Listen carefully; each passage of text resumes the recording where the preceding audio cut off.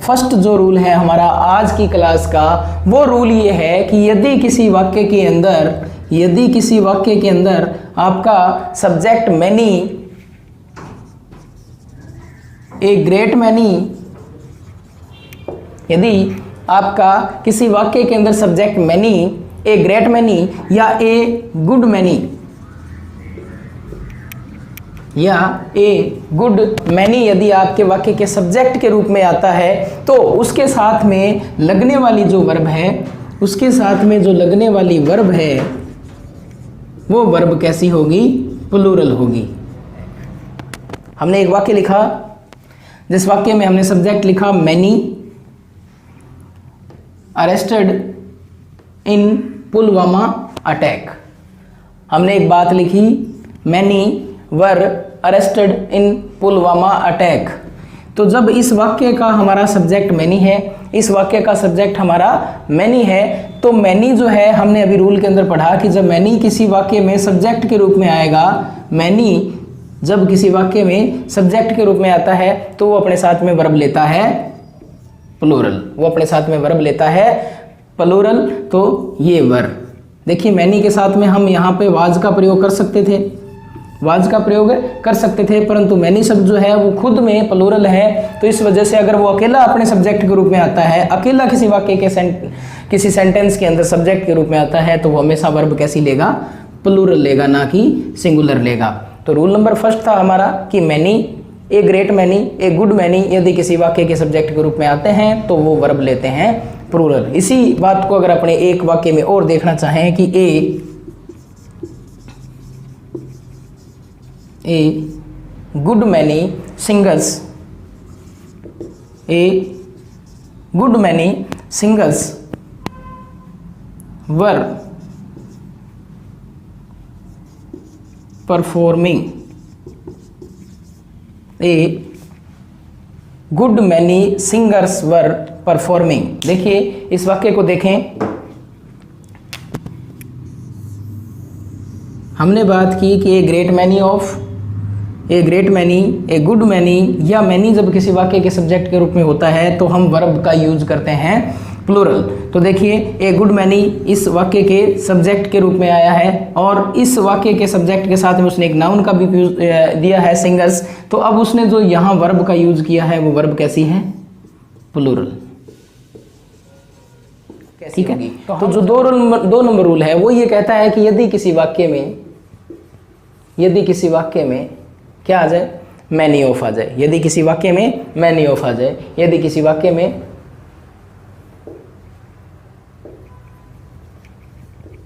Great many of आ जाए, यदि किसी वाक्य में मैनी ऑफ आ जाए, यदि किसी वाक्य में ग्रेट मैनी ऑफ आ जाए, यदि किसी वाक्य में ए गुड मैनी ऑफ आ जाए, यदि किसी वाक्य में मैनी ऑफ आ जाए, यदि किसी वाक्य में ग्रेट मैनी ऑफ आ जाए, यदि किसी वाक्य में ए गुड मैनी ऑफ आ जाए, और इसके साथ में यदि कोई, और इसके साथ में यदि कोई प्लूरल, यदि कोई प्लूरल नाउन, या यदि इसके साथ में कोई, मैं थोड़ा इधर लिख देता हूं, प्लूरल नाउन या प्रोनाउन, यदि इसके साथ में कोई नाउन या प्रोनाउन आ जाए और वो भी कैसा? प्लूरल आ जाए, तो हम इस वाक्य में वर्ब कैसी यूज करेंगे? प्लूरल यूज करेंगे। हम इस वाक्य में वर्ब कैसी यूज करेंगे? प्लूरल यूज करेंगे। तो ये था आपका रूल नंबर 2। आप इसे एक एज ए स्ट्रक्चर के रूप में नोट कर सकते हैं, आप इसको एक सूत्र के रूप में नोट कर सकते हैं कि यदि किसी वाक्य में many of, great many of, a good many of आ जाए वाक्य के सब्जेक्ट के रूप में, और उसके साथ में यदि आपको क्या मिल जाए? प्लूरल नाउन मिलता है या कोई प्लूरल प्रोनाउन मिलता है, तो आपको जो वर्ब यूज करनी होगी वो वर्ब कैसी यूज करनी होगी? प्लूरल वर्ब का यूज करना होगा। आपको वर्ब का कैसा यूज करना है? प्लूरल यूज करना है।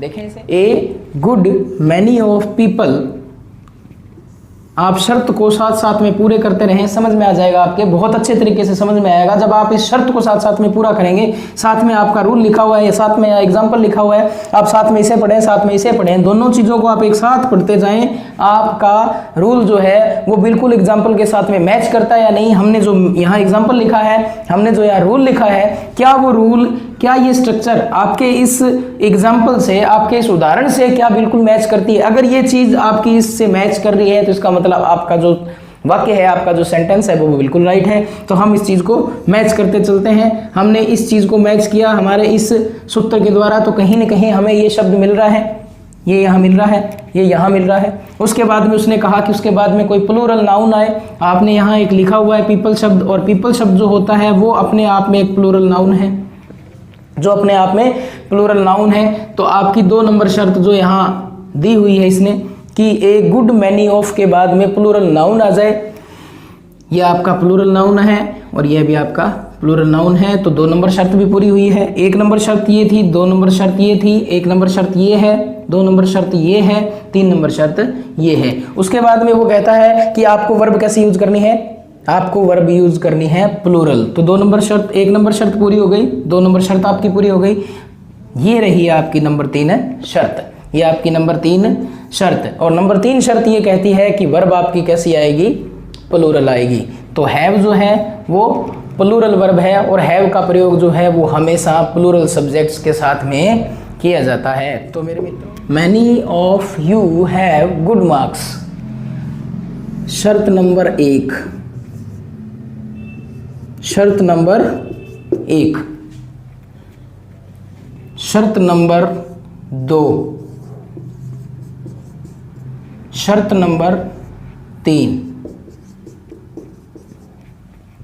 नंबर 2 रूल था, नंबर 2 रूल का हमारा जो कह रहा था उसमें वो शर्त दे रहा था मैनी ऑफ की, हमारी शर्त पूरी हो गई मैनी ऑफ की, वेरी गुड।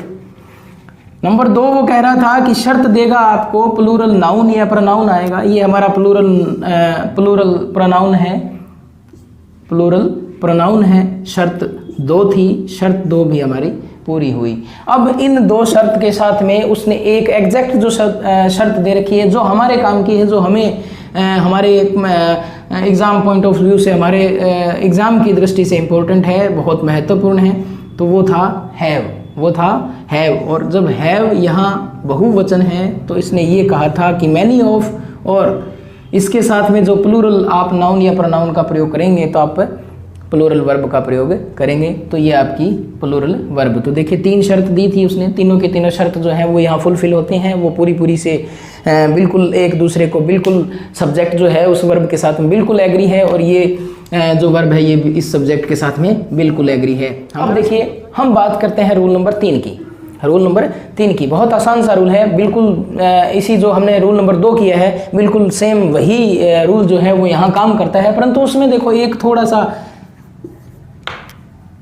बहुत ही माइनर सा डिफरेंस है। मैनी शब्द जो है, मैनी शब्द जो है वो अकेला आ सकता है, मैनी जो है वो अकेला आ सकता है। मैनी जो है वो अपने साथ में ए या एन का प्रयोग कर सकता है। मैनी जो है वो अपने साथ में ऑफ ले सकता है। हमने अभी अभी पढ़ा मैनी, हमने फर्स्ट रूल के अंदर पढ़ा, हमने मैनी को अकेले पढ़ा। सेकंड रूल के अंदर हमने पढ़ा कि मैनी के साथ में हमने ऑफ का प्रयोग भी पढ़ दिया। और अब हम पढ़ने जा रहे हैं रूल नंबर अपना 3, जो कि कहता है कि यदि मैनी शब्द आया है किसी वाक्य के अंदर, यदि किसी वाक्य के अंदर क्या आया है, मैनी शब्द आया है, और उसके साथ में उसने ए या एन में से कोई आर्टिकल यूज किया हुआ है, मैनी के साथ में यदि उसने ए या एन आर्टिकल का प्रयोग किया हुआ है, कि वाक्य में कहीं ना कहीं किसी न किसी जगह आपको मैनी का प्रयोग किया गया है। और जाहिर सी बात है जब मैनी किसी वाक्य के स्टार्ट में आ रहा है तो एज ए सब्जेक्ट आ रहा है, तो वहाँ एज ए सब्जेक्ट आ रहा है। और हम यहाँ जब वर्ब यूज़ कर रहे हैं, इसके तुरंत बाद में यहाँ यूज़ वर्ब कर रहे हैं, तो इसका मतलब जो वर्ब है वो हम मैनी के लिए यूज़ कर रहे हैं। अब देखिए जब ये मैनी अपने साथ में ये ए या एन रखेगा, मैनी जब अपने साथ में ए या एन रखेगा तो ये भी अपने साथ में एक शर्त रखता है। देखिए ये पहली शर्त थी इसकी कि जब किसी वाक्य में रूल नंबर 3 कहता है कि यदि किसी वाक्य का सब्जेक्ट मैनी है और वो अपने साथ में ए और एन रख रहा है तो वो अपने साथ में हमेशा रखेगा सिंगुलर काउंटेबल नाउन। जब मैनी अपने साथ में ए और एन लेकर आएगा, किसी वाक्य के अंदर मैनी अपने साथ में ए और एन लेकर आएगा, तो वो अपने साथ में लेकर आएगा सिंगुलर काउंटेबल नाउन। वो अपने साथ में क्या लेकर आएगा? सिंगुलर काउंटेबल नाउन लेकर आएगा।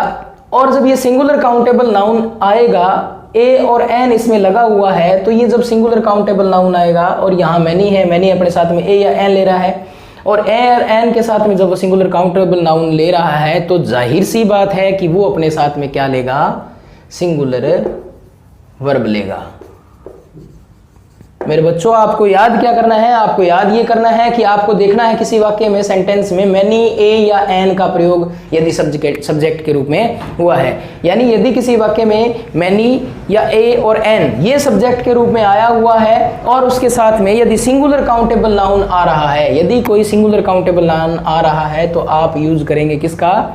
सिंगुलर वर्ब का। Many a book has been sold today.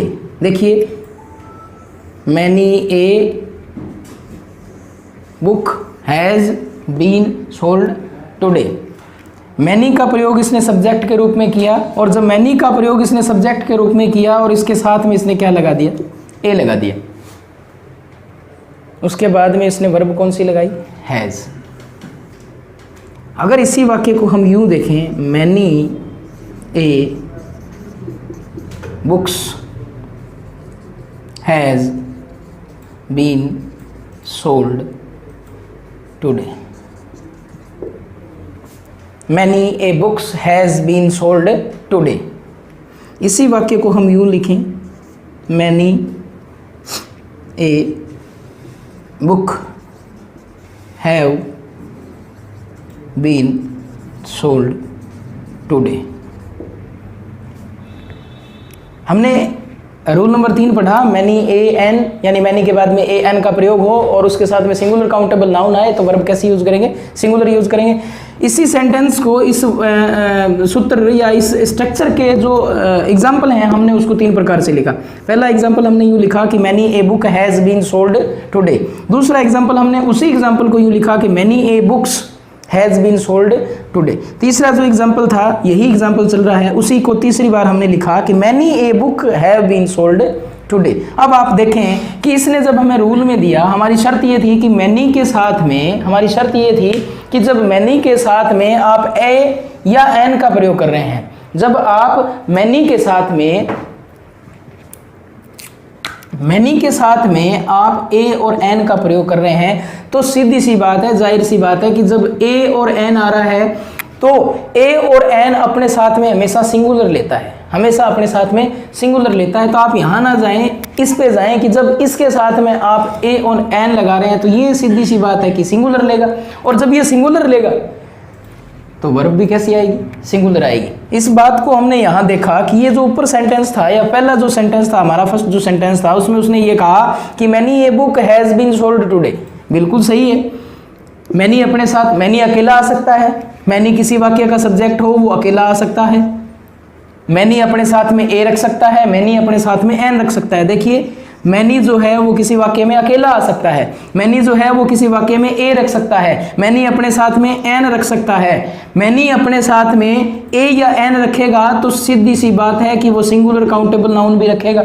Many जब अपने साथ में ए एन लेगा तो वो अपने साथ में सिंगुलर लेगा। मैनी अपने साथ में अगर कुछ नहीं लेता, मैनी अगर सब्जेक्ट के रूप में अकेला आया हुआ है, तो वो प्लूरल वर्ब लेगा। परंतु जब मैनी अपने साथ में ए एन रख सकता है, 2 शर्त है हमारे पास में, मैनी किसी वाक्य के सब्जेक्ट के रूप में अकेला आ सकता है, मैनी किसी वाक्य के सब्जेक्ट के रूप में आ रहा है, और यदि अपने साथ में ए और एन ले रहा है तो वो अपने साथ में सिंगुलर लेगा, और जब वो सिंगुलर लेगा तो वर्ब भी कैसे यूज करेगा? सिंगुलर करेगा। यहाँ मैनी शब्द जो है वो बिल्कुल ठीक है, बिल्कुल राइट है।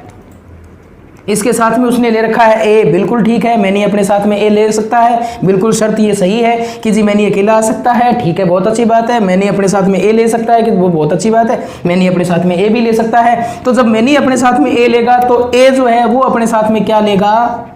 बुक लेगा, जबकि यहाँ क्या लिखा हुआ है? बुक्स लिखा हुआ है। इसका मतलब जी यहाँ ये चीज़ रॉन्ग हो गई। अगर हम इसको एरर की दृष्टि से देखें तो एरर पार्ट जो है वो ये, परंतु सबसे पहले हमें देखना क्या होता है, अगर यहाँ उसने यूं लगाया हुआ है, यहाँ उसने ये लगाया हुआ है, तो सबसे पहले हमें पार्ट 1 पर जाना होता है।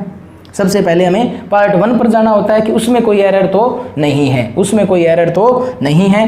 अब यहाँ ए लगा रखा है, यहाँ बुक्स लगा रखा है, यहाँ हैज़ लगा रखा है, यानी ये हमारा भी ठीक है, ये हमारा भी ठीक है, तब हमें यहीं जाना होगा क्योंकि यहाँ बुक्स में गड़बड़ है। क्योंकि हैज़ जो है वो बिल्कुल सही है अपनी जगह, मैनी अपने साथ में ए रख सकता है, शर्त ये भी ठीक है, शर्त ये भी ठीक है, शर्त गड़बड़ है यहाँ कि जी मैनी है, ए के साथ में बुक्स नहीं आ सकता, तो हमारा 2 नंबर रॉन्ग हो जाएगा, 3 नंबर बिल्कुल सही हो जाएगा, 1 नंबर भी बिल्कुल सही हो जाएगा क्योंकि मैनी जो है वो अपने साथ में ए रख सकता है। अब बात करें अपने तीसरे रूल की। देखो तीसरे एग्जाम्पल की, हम इसी एग्जाम्पल को 3 बार लिख रहे हैं। यहाँ मैनी कि जी मैनी अकेला आ सकता है, बहुत अच्छी बात है। इसके बाद में नंबर 2 पे चलते हैं कि जिसके आगे तो ए आया हुआ है, तो बहुत अच्छी बात है, बिल्कुल सही बात है, मैनी अपने साथ में ए रख सकता है। 3 नंबर पे चलें कि जब ए रखेगा अपने साथ में तो बुक भी रख सकता है, वो बुक भी रख सकता है, क्योंकि बुक एक वचन है, सिंगुलर है, बुक रख सकता है अपने साथ में। बात आ जाती है यहाँ part 1, part 2, part 3, no error. अब देखें गलती कहाँ है, गलती यहाँ है। गलती यहाँ क्यों है, मैनी अकेला आ सकता है जी, कि अगर अकेला मैनी आता तो वो अपने साथ में हैव रख सकता था, बिल्कुल ठीक है, परंतु अकेला मैनी नहीं है, मैनी के साथ में उसने क्या लगाया है, ए लगाया हुआ है। ए लगाया हुआ है तो जाहिर सी बात है कि ए अपने साथ में बुक रखेगा, तो पार्ट 2 भी ठीक है, पार्ट 1 भी ठीक है, पार्ट 2 भी ठीक है।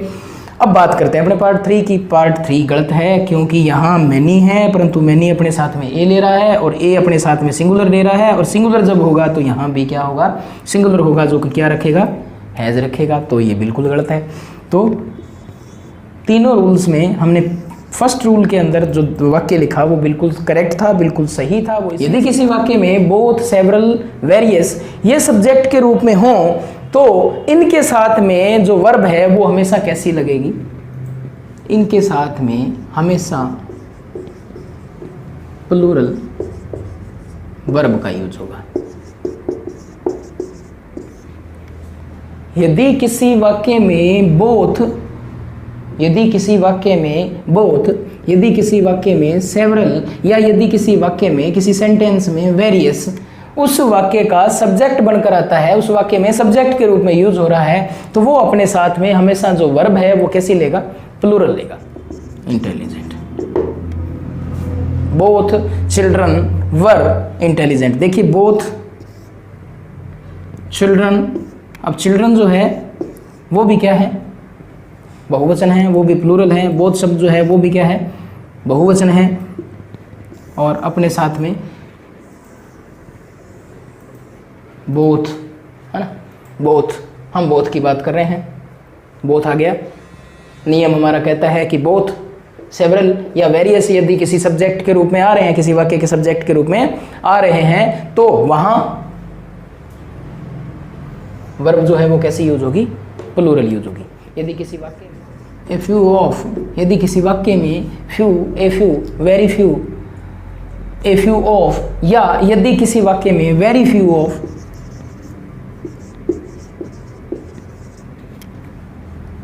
प्लस इनके साथ में कोई भी, प्लस इनके साथ में कोई भी यदि प्लूरल नाउन या प्रोनाउन आ जाए, few, a few, very few, a few of, very few of, देखिए अपने आप में ये सब प्लूरल हैं, ये अपने आप में क्या है, प्लूरल हैं। तो जब ये अपने आप में प्लूरल हैं तो इनके साथ में यहाँ यदि किसी प्लूरल नाउन या प्रोनाउन का प्रयोग हो जाएगा तो जो वर्ब है, आप बताएं कैसी आएगी। तो जो वर्ब है आप इसके अकॉर्डिंग चलें, आप इनके अकॉर्डिंग चलें, बहुत बढ़िया चीज़ है ये। उसने कहा few, a few, very few, a few of, very few of, यदि ये वाक्य के सब्जेक्ट के रूप में आएंगे तो ये अपने आप में खुद में प्लूरल होते हैं, ये अपने आप में खुद में प्लूरल होते हैं, और ये जब अपने आप में खुद में प्लूरल होते हैं तो इनके साथ में आने वाला नाउन या प्रोनाउन भी कैसा होगा, प्लूरल होगा, और वो भी अपने साथ में क्या रखेगा, प्लूरल वर्ब रखेगा, वो भी अपने साथ में क्या रखेगा, प्लूरल वर्ब रखेगा। जैसे स्ट्रक्चर को देखें, अपने सूत्र को देखते रहें और इस एग्जाम्पल को देखते रहें और मिलाते रहें कि वास्तव में हो क्या रहा है। देखिए उसने आपको एक शब्द लिखा हुआ है ऊपर ए फ्यू, तो जी ये ए फ्यू आ रहा है। उसने फिर कहा कि इसके साथ में कोई नाउन या प्रोनाउन आना चाहिए, वो भी कैसा, प्लूरल, तो कि जी ये आ रहा है हमारा नाउन। तो ये शर्त नंबर 1 थी, ये शर्त नंबर 2 थी, ये शर्त नंबर 1 है, ये शर्त नंबर 2 है। पहली शर्त आपकी पूरी हो गई है, दूसरी शर्त भी आपकी पूरी हो रही है। उसके बाद में वो कहता है कि जी आपको वर्ब जो है वो कैसी यूज़ करनी होगी, प्लूरल यूज़ करनी होगी। आपकी शर्त नंबर 3 है, तो ये आपकी शर्त नंबर 3 आर, और आर हमेशा एक प्लूरल वर्ब होती है, आर हमेशा एक प्लूरल वर्ब होती है। तो ये आपकी शर्त नंबर 3 जो कि यहाँ पूरी होती है। शर्त नंबर आपकी जो है 3 वो यहाँ पूरी हो जाती है। तो ये जो वाक्य था, ये वाक्य इस सूत्र से या इस स्ट्रक्चर से बिल्कुल मेल खाता है, बिल्कुल इसके अकॉर्डिंग काम करता है। इसलिए हम ये कह सकते हैं कि जी few, a few, very few, a few of, very few of के बाद में यदि कोई प्लूरल नाउन या प्रोनाउन आता है तो आप हमेशा वर्ब कैसे यूज करेंगे, प्लूरल यूज करेंगे। तो ये था अगणनीय संज्ञा। ठीक है, वाक्य में आपको दिया उसने all of, not all of दिया हुआ है, और उसके साथ में आपको दिया है उसने कोई आपको अनकाउंटेबल नाउन दिया हुआ है, कोई अगणनीय संज्ञा दी हुई है, तो वर्ब आएगी हमेशा कैसी, सिंगुलर। ये तो थी शर्त नंबर 1, 6 में थी ये शर्त number 1।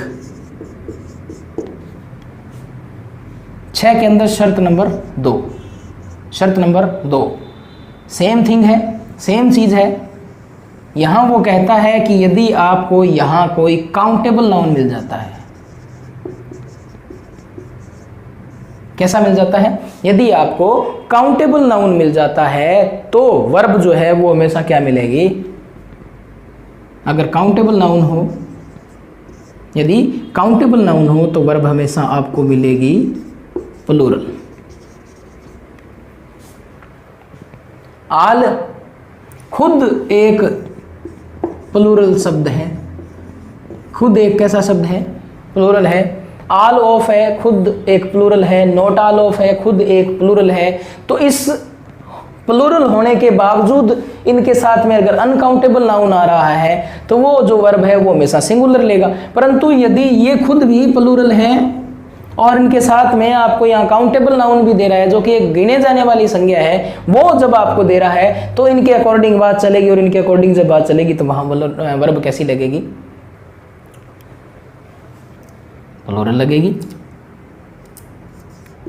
All the money has been spent, all the money has been spent, ये आपका ऑल शब्द आ गया, ये आपका मनी शब्द आ गया, ये आपकी हैज़ आ गई। इसको इस नियम से मिलाते जाएं, इसको इसके साथ मिलाते जाएं, इसको इसके साथ मिलाते जाएं। आपने शर्तों को पूरी करना है, आपने शर्तों को पूरी करना है, और जो शर्तों को आप पूरी करेंगे, शर्तों को जब आप पूरी करेंगे तो आप क्या देखेंगे, all the money uncountable noun, uncountable noun, uncountable noun. हम शर्त को पूरा कर रहे हैं। आल यहाँ आया हुआ है, उसके बाद में उसने कहा था कि अनकाउंटेबल नाउन आना चाहिए, आपका अनकाउंटेबल नाउन आ रहा है। उसके बाद में उसने कहा कि आपकी वर्ब जो है वो सिंगुलर रहेगी, तो हैज जो है वो सिंगुलर है, हैज जो है सिंगुलर है। अब अपने कहें कि all the boys, all the boys are there, all the boys are there, all the boys are there. अब ये थी हमारी 2 नंबर शर्त, और 2 नंबर शर्त ये कहती है कि यदि ऑल के साथ में आप काउंटेबल नाउन का प्रयोग कर रहे हैं, ऑल के साथ में आप किसका प्रयोग कर रहे हैं, काउंटेबल नाउन का प्रयोग कर रहे हैं, तब जो आपकी वर्ब रहेगी वो कैसी रहेगी, बहुवचन की रहेगी, प्लूरल रहेगी। तो ये आपकी वर्ब जो है वो प्लूरल है, ये आपका काउंटेबल नाउन है जो कि प्लूरल है, और ये आपका आल है। तो आल जब अपने प्रयोग कर रहे हैं, आल अपने यहाँ प्रयोग कर रहे हैं, यहाँ देखिए ये चीज़ अलग थी, ये चीज़ अलग है, ये भी एक नाउन है, ये भी एक नाउन है। ये नाउन जो है वो अनकाउंटेबल नाउन है, और अनकाउंटेबल नाउन जो होते हैं वो हमेशा सिंगुलर होते हैं, अनकाउंटेबल नाउन हमेशा सिंगुलर होते हैं। अब ये काउंटेबल नाउन जो है वो सिंगुलर भी हो सकता है, प्लूरल भी हो सकता है। तो अब अनकाउंटेबल नाउन है, अगर यहाँ बॉयज लगा दें तो भी ठीक है। All the boy, all the boy कभी नहीं हो सकता, तो बॉयज हमें करना पड़ेगा, और हमें पता है कि जब ऑल शब्द लगा रहे हैं तो उसके साथ में प्लूरल है, काउंटेबल नाउन ही आएगा, और जब वो आएगा तो उसके साथ में वर्ब भी कैसी आएगी, प्लूरल आएगी। तो किसी वाक्य का सब्जेक्ट है लिटिल या किसी वाक्य का सब्जेक्ट है ए लिटिल, ये या तो किसी सब्जेक्ट के रूप में आए या लिटिल, ए लिटिल या दी लिटिल के बाद अनकाउंटेबल नाउन आए। या तो हम कहें कि लिटिल जो है, ए लिटिल है, ये किसी सब्जेक्ट के रूप में आए, ये किसके रूप में आए, किसी वाक्य के सब्जेक्ट के रूप में आए। या हम ये कहें कि लिटिल, ए लिटिल या दी लिटिल, लिटिल, ए लिटिल या दी लिटिल, इनके बाद में कोई अनकाउंटेबल नाउन आए, इनके बाद में यदि कोई अनकाउंटेबल नाउन आए तो आप जो वर्ब है, जो आप वर्ब लगाएंगे वो हमेशा कैसी लगाएंगे, सिंगुलर लगाएंगे। ये एक रूल है हमारा। तो वर्ब जो है वो कैसी लगेगी, सिंगुलर लगेगी।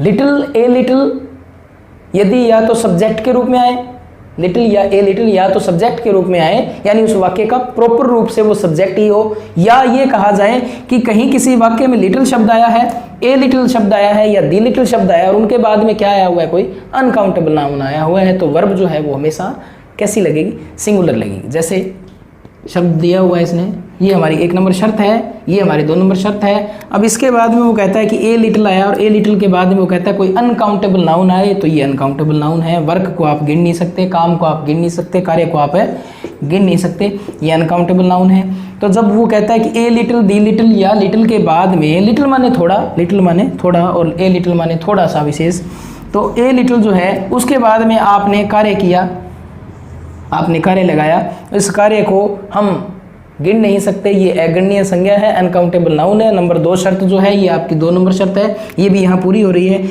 और जब 2 नंबर शर्त पूरी हो रही है तो 3 नंबर शर्त ये कहता है कि वर्ब कैसी आएगी, सिंगुलर आएगी। वर्ब कैसी आएगी, सिंगुलर आएगी। और जब 3 नंबर शर्त जो है हमारी, जब यहाँ देखते हैं हम, तो हमारा हैज़ आ रहा है और हैज़ हमारी 3 नंबर शर्त, तो 3 नंबर शर्त भी हमारी पूरी होती है। तो हमारा जो नियम है, हमारा जो सूत्र है वो ये कहता है कि लिटिल, ए लिटिल या तो किसी वाक्य के सब्जेक्ट के रूप में हो या इनके बाद में अनकाउंटेबल नाउन आए, तो जो वर्ब लगेगी वो कैसी लगेगी, सिंगुलर लगेगी। सम ऑफ, अगर ऐसे शब्द आ जाएं तो इनके साथ में आप वर्ब कैसे यूज़ करेंगे, इनके साथ में आप वर्ब कैसे यूज़ करेंगे। तो ये शब्द वो शब्द हैं जो अपने आप में सिंगुलर हुआ करते हैं, अपने आप में सिंगुलर होते हैं। और ये सिंगुलर क्यों होते हैं, क्योंकि ये भी प्राय क्या होते हैं, इनके साथ में हम प्राय अनकाउंटेबल सिंगुलर नाउन का प्रयोग करते हैं, इनके साथ में हम अनकाउंटेबल सिंगुलर का यूज करते हैं, यानी इन शब्दों के साथ में। या कई बार कुछ और शब्द भी आ जाते हैं, जैसे प्लेंटी ऑफ आ गया, हाफ ऑफ आ गया, जैसे plenty of, plenty of, half of, है ना, ऐसे शब्द आ जाते हैं। तो इन शब्दों के साथ में हम हमेशा अनकाउंटेबल नाउन का प्रयोग करते हैं, इनके साथ में हम हमेशा अनकाउंटेबल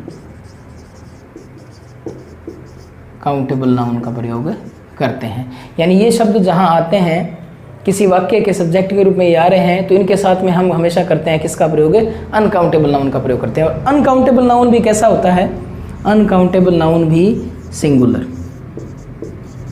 जब अपन किसी अनकाउंटेबल नाउन सिंगुलर का प्रयोग इनके साथ में करते हैं तो वर्ब हमेशा कैसी लगेगी, वर्ब लगेगी हमेशा सिंगुलर। यदि much, not much, much of, must, most of, some of, some, plenty of, half of, है ना, ऐसे शब्द आ जाएं तो इन शब्दों के साथ में हम अनकाउंटेबल नाउन सिंगुलर का प्रयोग करते हैं। और अनकाउंटेबल नाउन सिंगुलर का जब इनके साथ में प्रयोग किया जाता है तो वर्ब भी कैसी यूज की जाती है, सिंगुलर यूज की जाती है। जैसे some sugar is needed, some sugar is needed, ये आपकी शर्त, इसमें से कहीं ढूंढें आप भी ये शब्द आपको मिल रहा है कि नहीं मिल रहा। तो ये था आपका शर्त नंबर 1, ये थी आपकी शर्त नंबर 1, ये है आपकी शर्त नंबर 2 और ये है आपकी शर्त नंबर 3। पहले हम इस शर्त को पूरा करें तो शर्त नंबर 1 हमारी पूरी हो रही है। फिर इस शर्त पे जाएं, शुगर जो होती है वो अगणनीय संज्ञा है और शुगर हमेशा एक वचन में आती है, सिंगुलर में आती है, इसलिए आपकी शर्त नंबर 2 भी पूरी हो रही है। उसके बाद में उसने कहा वर्ब सिंगुलर लगेगी तो आपकी इज लगाया हुआ है, इसका मतलब शर्त नंबर 3 भी आपकी पूरी हो रही है, शर्त नंबर 3 भी आपकी पूरी हो रही है। इनके बाद यदि कोई प्लूरल काउंटेबल नाउन आ जाए तो शर्त क्या रहेगी, तो वर्ब जो है वो किस शर्त के अनुसार काम करेगी, वो शर्त क्या आएगी, वो शर्त आएगी ये वाली, वर्ब वर्ब जो है वो कैसी रहेगी? प्लूरल। वर्ब कैसी रहेगी? प्लूरल। यानी कल जो हमने पढ़ा उसके बिल्कुल विपरीत आज हम पढ़ने जा रहे हैं कि यदि इन शब्दों के बाद में वर्ब आपका जो प्लूरल कोई काउंटेबल नाउन आ जाता है, कोई प्लूरल काउंटेबल नाउन आए यहाँ, तो आपका जो वर्ब है वो वर्ब कैसी रहेगी? प्लूरल रहेगी। यानी कल हमने पढ़ा था अनकाउंटेबल नाउन, कल हमने पढ़ा अनकाउंटेबल नाउन सिंगुलर, आज हम पढ़ रहे हैं प्लूरल होना चाहिए, काउंटेबल होना चाहिए, नाउन होना चाहिए। अब प्लूरल जब होगा, काउंटेबल जो होगा, तो ये शब्द जो है सिंगुलर के साथ में, जब इनके साथ में सिंगुलर नाउन जुड़ रहा था और वो काउंटेबल था, तो ये शब्द जो थे वो सिंगुलर का सेंस दे रहे थे, परंतु अब यहाँ जो ये शब्द आएंगे वो सेंस देंगे कैसा? प्लूरल का सेंस देंगे। यहाँ शब्द जो हैं ये प्लूरल का सेंस देंगे, और जब प्लूरल का ये सेंस देंगे तो इनके साथ में वर्ब भी कैसी आएगी? प्लूरल आएगी। इनके साथ में वर्ब भी कैसी आएगी? कि पास्ट ऑफ ऐसे शब्द आ जाएं और इनके साथ में यदि अनकाउंटेबल नाउन आ रहा है, इनके साथ में क्या आ रहा है? अनकाउंटेबल नाउन आ रहा है, तो हमारी जो वर्ब रहेगी, तो हमारी जो शर्त रहेगी वर्ब की, तो हमारी जो वर्ब की शर्त रहेगी वो ये रहेगी कि इसके साथ में हम जो वर्ब लगाएंगे वो वर्ब लगाएंगे सिंगुलर। वो वर्ब कैसी लगाएंगे? सिंगुलर लगाएंगे। हमारा रूल ये कहता है कि यदि किसी वाक्य के अंदर सब्जेक्ट के रूप में 1/3 of 2/3 of 3/4 of the rest of A quarter of 50% of और पास्ट ऑफ ऐसे शब्दों का प्रयोग किया गया हुआ हो, उसके साथ में कोई अनकाउंटेबल नाउन आ जाए तो हम वर्ब लगाएंगे सिंगुलर। तो हम वर्ब लगाएंगे सिंगुलर। जैसे 1/3 of money has been spent. आप केवल शर्त मिलाते जाएं। हम बात कर रहे थे 1/3 ऑफ की, इस वाक्य में सब्जेक्ट के रूप में आया 1/3 ऑफ, ये लिखा हुआ है 1/3 ऑफ, ये लिखा हुआ है 1/3 ऑफ लिखा हुआ है। शर्त नंबर 1, शर्त नंबर 1, हमारी शर्त नंबर 1 पूरी हुई, हमारी शर्त नंबर 1 पूरी होती है। उसके साथ में इसने कहा कि यदि आपको क्या मिल जाए? कोई अनकाउंटेबल नाउन मिले, कोई अनकाउंटेबल नाउन मिले, ये हमारा अनकाउंटेबल नाउन। शर्त नंबर 2, ये थी शर्त नंबर 2 और ये थी शर्त नंबर 2।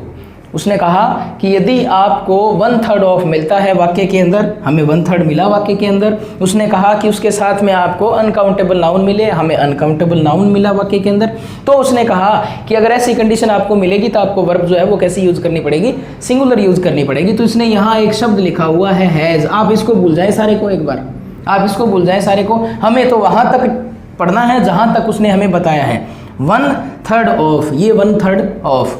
उसके बाद में उसने कहा अनकाउंटेबल नाउन, ये हमारा अनकाउंटेबल नाउन जो कि सिंगुलर था, ये अनकाउंटेबल नाउन है, सिंगुलर है। शर्त नंबर 2 पूरी, शर्त नंबर 2 पूरी। अब ये कहता है कि शर्त क्या है आपकी ऐसे शब्दों के साथ में, आपकी शर्त क्या है, आपका एग्रीमेंट क्या है इनके साथ में वर्ब का। तो जब वर्ब का एग्रीमेंट इसके साथ में और इसके साथ में दोनों को मिला के जब एग्रीमेंट किया जाएगा तो वो ये था एग्रीमेंट कि यदि कंडीशन ये अप्लाई होगी तो उसके साथ में आपको वर्ब कैसी लगानी होगी? सिंगुलर लगानी होगी। वर्ब का प्रयोग आप कैसा करेंगे? सिंगुलर करेंगे। बात समझ में आई? एक बार और देखें, 1/3 of, 2/3 of, 3/4 of, the rest of, A quarter of, 50% of या रेस्ट पास्ट ऑफ, ऐसे शब्दों के बाद में यदि अनकाउंटेबल नाउन सिंगुलर आता है तो आप जो वर्ब है वो कैसे यूज़ करेंगे? सिंगुलर यूज़ करेंगे। हमने बिल्कुल यहाँ किया, बिल्कुल शर्त हमारी पूरी हुई है, बिल्कुल हुई है कि जी ये शर्त, हाँ जी बिल्कुल पूरी हुई है कि जी ये शर्त बिल्कुल पूरी हुई है। वर्ब हमारी सिंगुलर, वर्ब हमारी सिंगुलर आएगी। तो भी वर्ब कैसी आएगी? सिंगुलर आएगी। देखिए 2/3 ऑफ, 2/3 ऑफ, हम किसी वाक्य के सब्जेक्ट के रूप में इसको मान लेते हैं। जैसे 2/3 ऑफ, 2/3 ऑफ, हम इसको ये मान लेते हैं। हमने किसी वाक्य के सब्जेक्ट के रूप में माना 2/3 ऑफ को। 2/3 ऑफ को जब आपने सब्जेक्ट मान लिया और उसके साथ में आपने लगाया सिंगुलर काउंटेबल नाउन, आपने क्या लगा दिया उसके साथ में? Singular countable noun. जैसे आपने लिखा 2/3 of the book, 2/3 of the book has been read, has been read। 2/3 of शर्त नंबर 1। शर्त नंबर 1 देखते रहेंगे और से क्या बात चल रही है। अभी था अनकाउंटेबल सिंगुलर नाउन, अब है सिंगुलर काउंटेबल नाउन। आप देखते रहें क्या हो रहा है। 2/3 ऑफ शर्त नंबर 1, यहाँ 2 आ रहा है, यहाँ 3rd आ रहा है। देखते रहें, गौर करते रहें। देखिए यहाँ दी बुक आया, शर्त नंबर 2, शर्त नंबर 2, ये थी शर्त नंबर 2, ये थी शर्त नंबर 2। तो सब्जेक्ट का वर्ब के साथ में एग्रीमेंट हुआ कि यदि वाक्य के सब्जेक्ट के रूप में इस प्रकार मैं आऊँगा और मेरे साथ में ऐसी कोई चीज़ आएगी तो मुझे वर्ब कैसी लेनी है। तो कहता है मुझे वर्ब लेनी है कैसी, सिंगुलर। तो मुझे वर्ब कैसी लेनी है, सिंगुलर लेनी है। हालांकि ये चीज़ जो है वो यहाँ एज ए प्लूरल मानी जा रही है, परंतु ये जो चीज़ है वो चीज़ सिंगुलर बन रही है, वो चीज़ सिंगुलर बन रही है। परंतु ये कहता है कि अगर ऐसी कंडीशन है तो आप जो वर्ब है वो हमेशा कैसी लगाएंगे, सिंगुलर लगाएंगे। फिर आपको इस पे जाना है ना जाना है वो बाद की बात है कि आप ये लगाएं, परंतु अगर इसके साथ में सिंगुलर काउंटेबल नाउन आ रहा है तो आप वर्ब जो है वो हमेशा कैसी लगाएंगे, सिंगुलर लगाएंगे। कैसी लगाएंगे, सिंगुलर लगाएंगे। तो किसी वाक्य का सब्जेक्ट जो है वो मोर देन वन है और अगर मोर देन वन जो है वो अपने साथ में सिंगुलर काउंटेबल नाउन ले रहा है तो वर्ब जो है वो भी कैसी लगेगी, सिंगुलर लगेगी। देख, more than one window was open. आप देखें इस बात को, मोर देन वन, शर्त नंबर 1, शर्त नंबर 2, शर्त number 1 agreement. More than one, जैसे ही मोर देन वन आया उसके साथ में सिंगुलर काउंटेबल नाउन आया, आपने क्या लगा दिया, वाज का प्रयोग कर दिया। नियम हमारा क्या कहता है, नियम हमारा कहता है कि मोर देन वन आ जाए उसके साथ में सिंगुलर काउंटेबल नाउन हो तो वर्ब कैसे लगाएंगे, सिंगुलर लगाएंगे। मोर देन वन आपके सब्जेक्ट के रूप में हो, सिंगुलर काउंटेबल नाउन हो, क्या लगाएंगे, सिंगुलर वर्ब लगाएंगे। किसी वाक्य का सब्जेक्ट मोर देन वन हो, सिंगुलर काउंटेबल नाउन आए उसके साथ में, वर्ब कैसे लगाएंगे, सिंगुलर लगाएंगे। मोर देन पे बात चली, मोर देन के बाद में उसने कहा 2, मोर देन के बाद में वो कह रहा है 3, मोर देन के बाद में वो कह रहा है 4। यदि मोर देन वन की बात कर रहे थे तो वो कह रहा था सिंगुलर काउंटेबल नाउन। क्या आएगा, सिंगुलर काउंटेबल नाउन। पर हम बात करें मोर देन 2 की, मोर देन 3 की, मोर देन 4 की बात करें तो इसके साथ में काउंटेबल नाउन आएगा। इसके साथ में क्या आएगा, काउंटेबल नाउन आएगा। अब काउंटेबल नाउन जो है वो भी कैसा आएगा, प्लूरल आएगा। जब हम बात करते हैं रूल नंबर 4 की तो वो कहता है मोर देन 2 आ जाए, मोर देन 3 आ जाए, मोर देन 4 आ जाए। अगर इस प्रकार की बात है तो इसके साथ में काउंटेबल नाउन आएगा, परंतु काउंटेबल नाउन आएगा कैसा, प्लूरल। और जब काउंटेबल नाउन प्लूरल है, यहाँ 2 है, यहाँ 3 है, यहाँ 4 है, तो जाहिर सी बात है कि इसमें जो वर्ब लगेगी वो भी कैसी लगेगी, प्लूरल लगेगी भाई। वर्ब कैसी लगेगी, प्लूरल लगेगी। नियम नंबर 4 ये कहता है, नियम नंबर 4 का जो हमारा रूल है, नियम नंबर 4 की जो शर्तें हैं वो शर्तें ये कहती हैं कि यदि किसी वाक्य के सब्जेक्ट के रूप में आता है मोर देन 2, मोर देन 3, मोर देन 4 और उस वाक्य के साथ में यदि काउंटेबल नाउन प्लूरल आ रहा है, काउंटेबल नाउन कैसा आ रहा है, प्लूरल आ रहा है, तो आपकी वर्ब जो है वो भी कैसी रहेगी, प्लूरल रहेगी। देखें, मोर देन 4, मोर देन 4, मोर देन 4।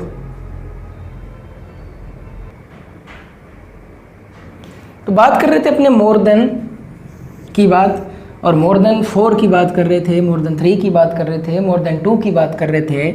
और इसमें जब अपने बात करते हैं तो ये कहता है कि इनके बाद में यदि काउंटेबल नाउन प्लूरल आ रहा है, काउंटेबल नाउन कैसा आ रहा है, प्लूरल आ रहा है, तो आप वर्ब कैसे यूज़ करेंगे, प्लूरल यूज़ करेंगे। देखें इसको एग्जांपल के देखें, more than 4 windows,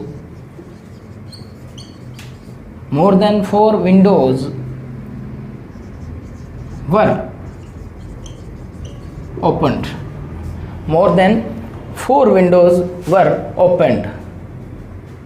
more than 4, शर्त नंबर 1। हम यहाँ चलते हैं। शर्त नंबर 1, हमारी जो शर्त है वो रूल की शर्त है, हमारे नियम की शर्त ये कहती है कि आपका सब्जेक्ट जो है वो मोर देन 2, 3, 4 इनमें से कोई होना चाहिए। तो हमारा सब्जेक्ट जो है वो मोर देन 4 है। उसके बाद में उसने ये कहा कि आपकी जो दूसरी शर्त है वो ये है कि उसके बाद में कोई काउंटेबल प्लूरल नाउन आना चाहिए। तो मोर देन 4 विंडोज हमारी शर्त नंबर 2। तो हमारी 2 नंबर शर्त भी पूरी हो रही है, और जब 2 नंबर शर्त पूरी हो रही है तो हमारी 3 नंबर शर्त भी पूरी होगी। और 3 नंबर शर्त हमारी ये कहती है कि जब इस प्रकार का आपका सब्जेक्ट हो और उसके साथ में आप जब प्लूरल काउंटेबल नाउन का प्रयोग करेंगे तो आप वर्ब जो है वो प्लूरल लगाएंगे। तो हमारी यहाँ वर्ब जो है वो भी कैसी है? प्लूरल है। कैसी है? प्लूरल है। हमने प्रयोग किया यहाँ वर्ब का।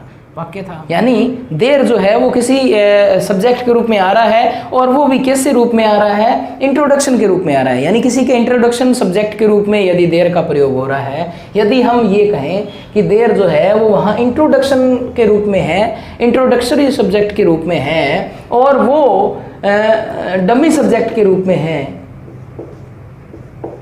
यदि हम बात करें देर की कि यदि देर शब्द जो है वो किसी वाक्य में इंट्रोडक्टरी सब्जेक्ट के रूप में है, वो किसी वाक्य में डमी सब्जेक्ट के रूप में है, तब आप उस वाक्य में वर्ब कैसी प्रयोग करेंगे? तब वो कहता है कि यदि देर जो है वो किसी वाक्य के इंट्रोडक्टरी सब्जेक्ट के रूप में है, डमी सब्जेक्ट के रूप में है, तो आप ये ध्यान रखेंगे कि इस तरह के वाक्यों के अंदर देर के साथ में जो नाउन या प्रनाउन, देर के साथ में जो नाउन या प्रनाउन आ रहा है उसका नंबर या उसका पर्सन जो भी होगा, इनके अकॉर्डिंग वर्ब यूज होगी। यदि देर जो है वो किसी वाक्य के अंदर इंट्रोडक्टरी सब्जेक्ट के रूप में है, यदि वो डमी सब्जेक्ट के रूप में है, वहाँ वो खुद सब्जेक्ट नहीं, एज ए सब्जेक्ट वो काम कर रहा है, डमी सब्जेक्ट के रूप में काम कर रहा है, या वो किसी इंट्रोडक्टरी सब्जेक्ट के रूप में काम कर रहा है, किसी सब्जेक्ट का इंट्रोडक्शन के रूप में वो अपने खुद को यूज में ले रहा है, तब आप जो वर्ब यूज करेंगे वो उस देर के साथ में जो नाउन आएगा प्लस जो नाउन या जो प्रोनाउन है, देर के साथ में जो नाउन या प्रोनाउन है, इस नाउन या प्रोनाउन का जो नंबर या पर्सन होगा, उस नंबर या पर्सन के अकॉर्डिंग ही आप उसकी वर्ब का प्रयोग करेंगे। यदि वो नंबर या पर्सन जो है वो प्लूरल है, यदि वो नाउन या प्रोनाउन प्लूरल है तो आप वर्ब यूज करेंगे प्लूरल, और यदि वो जो सिंगुलर है तो आप वर्ब यूज करेंगे सिंगुलर। उसने कहा कि यदि किसी वाक्य में देर जो है वो आपके सब्जेक्ट के रूप में आ जाए, देर जो है वो इंट्रोडक्टरी सब्जेक्ट के रूप में आ जाए, देर डमी सब्जेक्ट के रूप में आ जाए, तो आप किसका प्रयोग करेंगे? वर्ब उस देर के साथ में जो नाउन या प्रनाउन आया है। तो यहाँ एक नाउन है मैन, और वो भी कैसा है? सिंगुलर है, तो आपने इसका प्रयोग किया, वर्ब कैसी लगाई? सिंगुलर लगाई। बात करें there are books on the table, there are books on the table. देखिए देयर शर्त, आर हमें पूरी करनी है, बुक्स ये था कि देर जब डमी सब्जेक्ट के रूप में हो, इंट्रोडक्टरी सब्जेक्ट के रूप में हो, उसके साथ में जो नाउन या प्रोनाउन आएगा उसका हमें क्या देखना होता है? नंबर या पर्सन देखना होता है। तो हमारी बुक जो है उसका नंबर जो है वो क्या है? प्लूरल। और इस नंबर की वजह से हमने यहाँ प्रयोग किसका किया? आर का। यानी जैसा देर के साथ में नाउन या प्रोनाउन आ रहा है और उसका नंबर या पर्सन जैसा भी है उसके अकॉर्डिंग हम किसका प्रयोग कर रहे हैं? प्लूरल है वर्ब का प्रयोग कर रहे हैं। हम कौन सी वर्ब का प्रयोग कर रहे हैं? सिंगुलर है वर्ब का प्रयोग कर रहे हैं, क्योंकि इधर देर के साथ में जो नाउन आया वो कैसा था? सिंगुलर था। यदि किसी वाक्य का सब्जेक्ट इट है और इंट्रोडक्टरी सब्जेक्ट है, तो इट के अनुसार ही सिंगुलर वर्ब का प्रयोग किया जाता है, क्योंकि इट जो है वो खुद क्या है, एक सिंगुलर वर्ब, सिंगुलर सब्जेक्ट के रूप में आता है। यदि इट जो है वो किसी सेंटेंस के अंदर इंट्रोडक्टरी सब्जेक्ट के रूप में आ रहा है, यदि किसी वाक्य के सब्जेक्ट के रूप में, इंट्रोडक्टरी सब्जेक्ट के रूप में इट का प्रयोग किया जा रहा है, तो हम हमेशा वर्ब जो है वो सिंगुलर लगाएंगे। हम हमेशा वर्ब जो है सिंगुलर लगाएंगे, चाहे हम इट के बाद में हम चाहे किसका भी प्रयोग करें, इट के बाद में हम चाहे किसका भी प्रयोग करें, परंतु इट के साथ में हमेशा वर्ब कैसी लगाएंगे, सिंगुलर लगाएंगे। जैसे it is, they are coming. अब ये इनका इंट्रोडक्शन करवा रहे हैं, ये इनका इंट्रोडक्शन करवा रहे हैं। वर्ब जो है इज यहाँ जो है वो इट के लिए आई है, परंतु इट जो है वो यहाँ सब्जेक्ट नहीं होकर कैसा सब्जेक्ट है, इंट्रोडक्टरी सब्जेक्ट है, जो कि इस सब्जेक्ट को इस वर्ब के साथ में जो सब्जेक्ट आया है उसका एक एज ए इंट्रो है, एज ए इंट्रो है, यानी इनका इंट्रोडक्शन के रूप में जब प्रयोग करवा रहे हैं हम इट के लिए, तो हम इट के साथ में सिंगुलर वर्ब का प्रयोग करते हैं, सिंगुलर वर्ब का प्रयोग करते हैं हमेशा। इट का प्रयोग हमेशा सिंगुलर वर्ब के साथ में किया जाता है। तो जब इट यदि किसी वाक्य के सब्जेक्ट के रूप में the rich, the poor, the honest, dishonest, या हम ये कहें कि द चाइनीज, द फ्रेंच, ऐसे शब्द यदि किसी वाक्य के सब्जेक्ट के रूप में आते हैं, तो उनके साथ में वर्ब जो होती है वो हमेशा कैसी लगती है, प्लूरल लगती है। उनके साथ में वर्ब हमेशा कैसी लगती है, प्लूरल लगती है। और इस रूल को, इस नियम को हम अगर एक एग्जाम्पल से समझना चाहें तो देखें, the French, the Chinese, the poor, है ना, ये वैसे हम इनको क्या माने, जाति सूचक शब्द मानते हैं। हमने क्या मानते हैं, जाति सूचक। देखिए चाइनीज, ये एक चाइनीज जो है वो एक देश के लोगों को, पूरे के पूरे चाइना के जो पूरे के पूरे लोग हैं, उन पूरे के पूरे लोगों को क्या दिखाती है, चाइनीज शब्द दिखाता है। गरीब, गरीब शब्द जो है वो पूरा का पूरा एक जाति के लिए, एक पूरी की पूरी कम्युनिटी को दिखाता है गरीब शब्द। दी पुअर शब्द जो है वो पूरी की पूरी किसको दिखाता है, एक जाति को दिखाता है। हम केवल एक गरीब की बात नहीं कर रहे, हम केवल एक अमीर की बात नहीं कर रहे हैं, हम केवल एक अमीर की बात नहीं कर रहे, हम केवल एक गरीब की बात नहीं कर रहे हैं। हम जब रिच शब्द लगा रहे हैं और उसके आगे हम आर्टिकल यूज कर रहे हैं दी, हम एक आर्टिकल का यूज कर रहे हैं दी, और ये दी जो है वो जैसे ही रिच शब्द के आगे आया तो इस रिच शब्द को इसने विशेष बना दिया, एक जाति सूचक पूरा को पूरा कम्युनिटी बना दिया। और इस कम्युनिटी की वजह से जब ये कम्युनिटी बन गई तो ये पूरा का पूरा शब्द जो है वो प्लूरल का बोध करवाएगा, हमें एक सिंगुलर का बोध नहीं करवाएगा। ये शब्द जो है हमें किसका बोध करवाएगा, प्लूरल शब्द का बोध करवाएगा। तो ऐसे शब्द जो कि पूरे के पूरे कम्युनिटी का बोध करवाते हैं, कम्युनिटी का बोध करवाने वाले शब्दों के अंदर हम हमेशा वर्ब जो है वो कैसी यूज करते हैं, प्लूरल यूज करते हैं। वर्ब हमेशा कैसी लगाते हैं, प्लूरल लगाते हैं। देखें, ऑलवेज हैप्पी। देखिए एक सेंटेंस लिखा है यहाँ हमने, the rich are not always happy. आप इस सेंटेंस को यहाँ तक भूल जाएं, आप इस सेंटेंस को यहाँ तक भूल जाएं। आप केवल हमारी दो शर्तों को ध्यान रखें। इस रूल के अंदर हमने ये पढ़ा, पहली शर्त के अंदर हमने ये पढ़ा कि यदि हम किसी शब्द के सब्जेक्ट के रूप में दी रिच लिख रहे हैं, हमने रूल के अंदर बहुत सारे शब्दों को पढ़ा, उन शब्दों के अंदर हमने the rich, the poor, the honest, the dishonest, the virtuous, ऐसे शब्दों को हमने पढ़ा, दी चाइनीज, दी फ्रेंचेस, ऐसे शब्दों को आपने पढ़ लिया। तो इस वाक्य का सब्जेक्ट जो है वो दी रिच, इस वाक्य का सब्जेक्ट जो है वो दी रिच।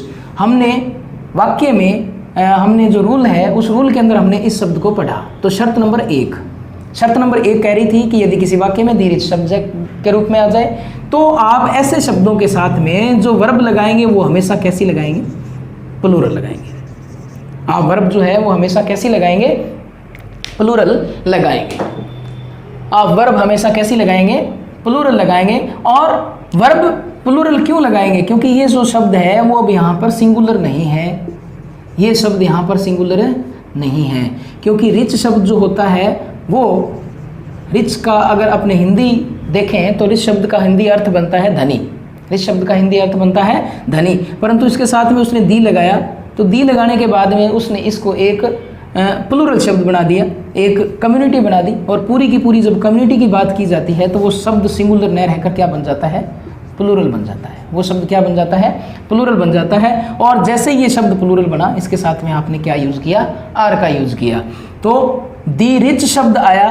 दी रिच शब्द में हमारी पहली शर्त ये थी कि यदि ये शब्द किसी वाक्य के सब्जेक्ट के रूप में आता है तो आप हमेशा वर्ब कैसे यूज़ करेंगे, प्लूरल यूज करेंगे। तो आपने किसका प्रयोग किया, आर का प्रयोग किया। वर्ब कैसी थी, प्लूरल थी। यानी ये शब्द the rich, the poor, the honest, the dishonest, the virtuous, the French, the Chinese, ऐसे शब्द यदि किसी वाक्य के सब्जेक्ट के रूप में आए तो वर्ब हमेशा कैसी लगेगी, प्लूरल लगेगी।